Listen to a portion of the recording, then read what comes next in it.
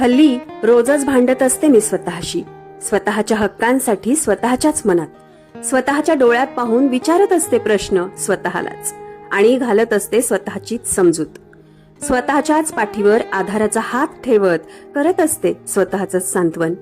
पण संघर्षाची वाट संपत नाही आणि संयमाने स्वीकारते परिस्थितीचं दुबळेपण. अवास्तव इच्छांचा कोंडमारा, अस्वस्थ भावनांची घुसमट आणि उगाचच जपून ठेवलेल्या आठवणींचा पसारा. श्वासागणिक करत असते भविष्याची चिंता आणि अखेर वेदनेच्या चितेत स्वाहा म्हणत सोडवत राहते आयुष्याचं बॅलन्स शीट. संघर्ष, सुखदुःख, वेदना, भावना, स्वप्न, आठवणी कसलंच काही टॅली होत नसतं.